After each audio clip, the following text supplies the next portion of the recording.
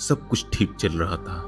लोग इस बात पर मुतमईन थे कि पहला इंसान ऐसा ही पैदा हुआ जैसा कि आज हम देखते हैं। लोगों का मानना था कि ईश्वर ने हमें इसी तरह डिजाइन किया जैसा कि आधुनिक मानव दिखाई देता है। पर अचानक चार्ल्स डार्विन नाम के एक शख्स ने बीच में आकर सब गड़बड़ कर दिया। उसने लोगों की इस मान्यता पर गहरा आघात किया और मान्यता की बुनियाद को हिलाकर रख दिया।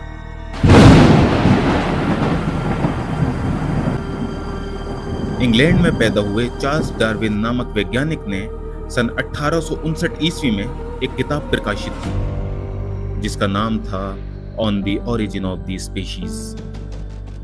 और किताब के आते ही धार्मिक जगत में उथल पुथल मच गई और किताब के खिलाफ विवाद शुरू हो गया। धार्मिक लोगों ने डार्विन की किताब को धर्म के खिलाफ और आपत्तिजनक बताया और विवाद के चलते पूरा जगत दो गुटों में बंट गया।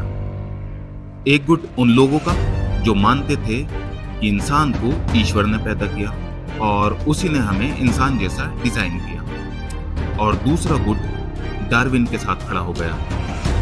उनका मत डार्विन का ही मत था और वे इस बात पर सहमत हुए कि इंसान के पूर्वज वानर यानी बंदर की प्रजाति से ताल्लुक रखते थे। यानी इसका मतलब ये हुआ कि हम जैसे आज दिखाई देते हैं शुरू से वैसे नहीं थे। हम वानर यानी बंदर की ही एक प्रजाति थे। और फिर प्राकृतिक विभिन्नताओं और समय के साथ साथ हमारा विकास हुआ और हम वानर से मनुष्य बन गए। 1859 से शुरू हुआ ये विवाद आज तक जारी है और आप भी इन दोनों गुटों में से किसी एक गुट में शामिल जरूर होंगे। चार्ल्स डार्विन की थ्योरी ने दुनिया पर अपनी जबरदस्त छाप छोड़ी और इतिहास के मोस्ट इन्फ्लुएंशियल पीपल्स में डार्विन का नाम आने लगा। चारों तरफ डार्विन की चर्चा थी। कुछ उसे ज्ञाता मानते तो कुछ उसे पागल भी कहते थे। डार्विन की थ्योरी सच में एक सूक्ष्म विचार देने वाली थ्योरी थी जिसने कई राजों से पर्दा उठाया। किताब में डार्विन ने अपना नेचुरल सिलेक्शन और स्ट्रगल फॉर एग्जिस्टेंस का सिद्धांत प्रस्तुत किया। हालांकि नेचुरल सिलेक्शन के सिद्धांत पर अल्फ्रेड रसेल वॉलेट भी काम कर रहे थे, इसलिए लंदन सोसाइटी ने उनके भी काम को चार्ल्स डार्विन की किताब में संयुक्त रूप से प्रस्तुत किया। अब आइए शॉर्ट में जान लेते हैं कि आखिर किताब में प्रस्तुत वे दो सिद्धांत क्या थे जिन्होंने दुनिया को दो गुटों में बांट दिया। सिद्धांतों के अनुसार जीव जंतु जो अपने पर्यावरण में सबसे अधिक समर्थ और प्रदर्शनशील होते हैं वे दूसरे प्राणियों के मुकाबले अधिक प्रजनन यानी रिप्रोडक्शन और आगे बढ़ने की संभावना रखते हैं। ऐसे प्राणी जो अपने वातावरण में अच्छी तरह से संवेदनशीलता के अनुरूप विकसित होते हैं वे ज्यादा संतान पैदा कर सकते हैं। देखिए, इसे ऐसे समझिए, हमारी प्रकृति सारे जीवों और धरती पर उपस्थित सभी खाद्य पदार्थों के बीच एक संतुलन पैदा करती है। यानी धरती पर इंसान और खाने पीने के स्रोतों में प्रकृति हमेशा एक संतुलन बनाए रखती है।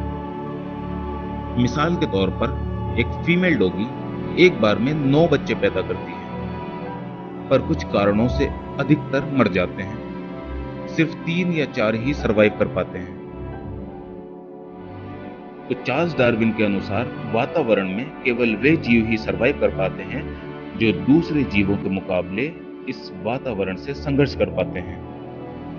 अब संघर्ष के दौरान जो मर जाते हैं उनका मरना भी प्रकृति द्वारा ही चयनित होता है, क्योंकि अगर ऐसा ना हो तो धरती पर मानव से ज्यादा डॉग्स ही होंगे और इंसान को रहने के लिए जगह भी नहीं मिल सकेगी।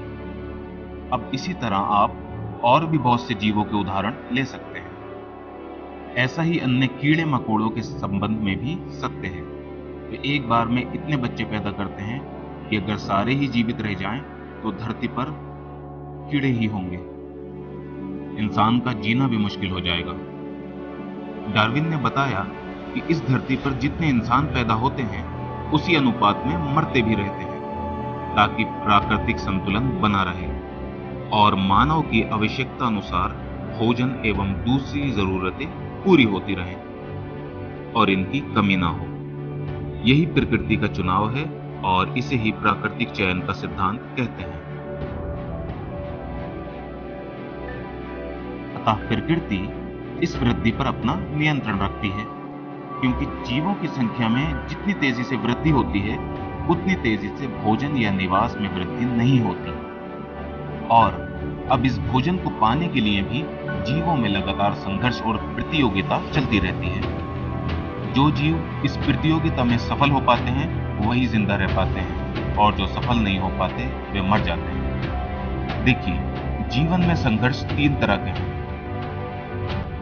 एक अंतरजातीय संघर्ष, दूसरा अंतराजातीय संघर्ष और तीसरा है पर्यावरण संघर्ष। पहला है अंतरजातीय संघर्ष। इस तरह का संघर्ष प्रायः एक ही जाति या वर्ग के जीवों में चलता है, जैसे मनुष्य का मनुष्य से संघर्ष, कुत्ते का कुत्ते से संघर्ष अंतरजातीय संघर्ष कहलाते हैं। एक जाति के सभी सदस्यों की आवश्यकताएं समान होती हैं, इसलिए उनमें से प्रत्येक को आवश्यकता की पूर्ति के लिए हर कदम पर संघर्ष करना पड़ता है। अंतर्राष्ट्रीय युद्ध वगैरह ये सब अंतरजातीय संघर्ष के उदाहरण हैं। दूसरा है अंतराजातीय संघर्ष। ये प्रायः 2 अथवा 2 से अधिक भिन्न भिन्न वर्गों और जातियों के जीवों में चलता है, जैसे नेवले और सांप के बीच संघर्ष, सांप और मेंढक के बीच, कुत्ते और बिल्ली के बीच, अथवा बिल्ली और चूहे के बीच संघर्ष इसके उदाहरण हैं। इनमें से एक जीव तो अपने शत्रुओं से हमेशा अपनी रक्षा की चेष्टा में लगा रहता है और दूसरा सर्वदा अपने शिकार की टोह में लगा रहता है। अतः यह संघर्ष शिकार और शिकारी का आपस का संघर्ष कहा जा सकता है। और तीसरा है पर्यावरण संघर्ष। अब इन 2 संघर्षों के अलावा जीवों को पर्यावरण संघर्ष का भी सामना करना पड़ता है, और ये संघर्ष उनके अपने प्राकृतिक वातावरण और परिस्थितियों के साथ होता है। जीवों को दैविक और भौतिक शक्तियों जैसे गर्मी, सर्दी, आंधी, तूफान, भूकंप, ज्वालामुखी का उद्धार, बिजली की चमक, बाढ़, धूप, लू आदि का सामना करना पड़ता है। इस प्रकार के संघर्षों में वही जीव जीवित रह पाता है जो अपने प्रतिद्वंदी से जरा बीस पड़ता है, यानी जिसमें किसी प्रकार की विशेषता होती है और जो संघर्ष में सफल हो बच निकलने में सक्षम होता है। जिस प्रकार एक कुशल माली बगीचे से अथवा एक चतुर किसान अपने खेत से कमजोर अथवा हानिकारक पौधों को निकाल फेंकता है, उसी तरह प्रकृति भी दुर्बल और अक्षम जीव को अपनी धरती से उखाड़ फेंकती है और वे योग्य और होनहार जीवों को ही विकसित होने का अवसर प्रदान करती है तथा उनकी संख्याओं में संतुलन बनाए रखती है। जीवों में परस्पर संघर्ष के परिणाम स्वरूप उनकी रचना में विशेषता यानी खासियत अथवा उनमें एक तरह की भिन्नता उत्पन्न होती है तथा यह खासियत उनकी संतान में चली जाती है, और इस प्रकार पीढ़ी दर पीढ़ी पैदा हुई ये खासियतें उत्पन्न होकर ऐसी जाति तैयार करती हैं जो पुराने जीवों से भिन्न प्रतीत होती हैं और एक नई जीव जाति के रूप में स्थापित हो जाती हैं। अब यही वे सिद्धांत थे जिन्होंने लोगों के बिलीफ सिस्टम को आघात पहुंचाया, और धार्मिक लोगों ने डार्विन के इन सिद्धांतों का बायकॉट शुरू कर दिया, पर बाद में कुछ धार्मिक लोगों ने इसे स्वीकार भी किया। डार्विन की पहली पुस्तक on the origin of species इतनी प्रचलित हुई कि दुनिया भर से लोगों ने इंसान के विकास से संबंधित सवाल पूछने शुरू कर दिए, और उन सारे सवालों के जवाब में डार्विन ने सन 1871 ईस्वी में अपनी दूसरी बुक प्रकाशित की, जिसका नाम था the Descent of Man and the Selection in Relation to Sex. इस किताब में वे बताते हैं कि मनुष्यों का विकास भी प्राकृतिक चयन के माध्यम से हुआ और मनुष्य के बीच भी लिंगी चयन का प्रभाव होता है। इस किताब में डार्विन ने विभिन्न विषयों पर चर्चा की, जैसे कि मनुष्य की शारीरिक संरचना, उसके अंगों की विविधता, उसके अंदर असंतुलन और उसके मानसिक गुण आदि पर चर्चा की गई। वीडियो को अंत तक देखिएगा और चैनल को सब्सक्राइब करना मत भूलिएगा, क्योंकि इस चैनल पर आपको इसी तरह के अनसुलझे सवालों के जवाब मिलते रहेंगे।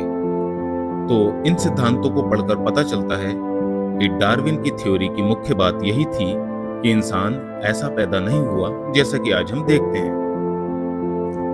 क्योंकि वे वानरों यानी बंदरों की प्रजातियों से मिलता जुलता था, तो डार्विन ने अनुमान लगाया कि संभव है कि उसके पूर्वज बंदर रहे हों।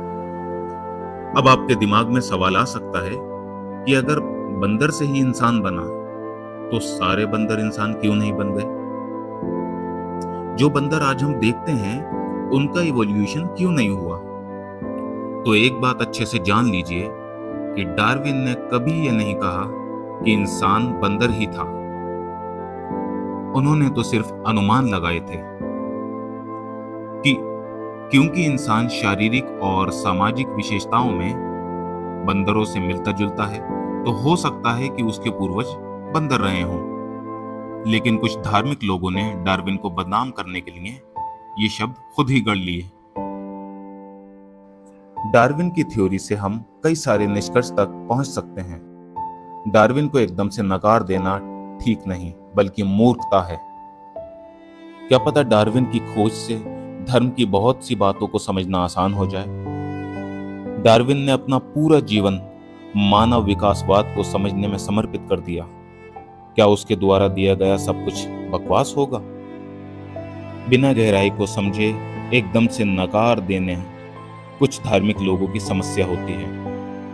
हाँ, ये बात सच है कि डार्विन की थ्योरी पूरी तरह फैक्ट्स पर आधारित थ्योरी नहीं है। इसमें बहुत सारे फैक्ट्स हैं, तो कई सारे केवल अनुमान भी हैं। आइए अब डार्विन की थ्योरी से हटकर मानव के विकास के संबंध में कुछ बात करते हैं। क्या सच में मानव के पूर्वज बंदर हो सकते हैं, या बात कुछ और ही है? क्या सच में हम वानरों जैसी बुद्धि रखते थे? क्या वक्त के साथ हमारी बुद्धि का विकास हुआ? क्या हमारी बुद्धि भी ऐसी ही थी जैसी आज हम वानरों यानी बंदरों की देखते हैं? ऐसे बहुत से सवालों के जवाब हम आपको अगली वीडियो में देंगे। इस टॉपिक के ताल्लुक से यदि आपके पास अपने खुद के विचार हैं, तो आप हमें ईमेल पर या फिर कमेंट करके बता सकते हैं। मेल का लिंक हमने डिस्क्रिप्शन में दे रखा है। अगर आपके विचार मानव के विकास के संबंध में सम्माननीय हुए, तो हम अगली वीडियो में उन विचारों को आपके नाम के साथ जरूर प्रस्तुत करेंगे। जब तक के लिए धन्यवाद।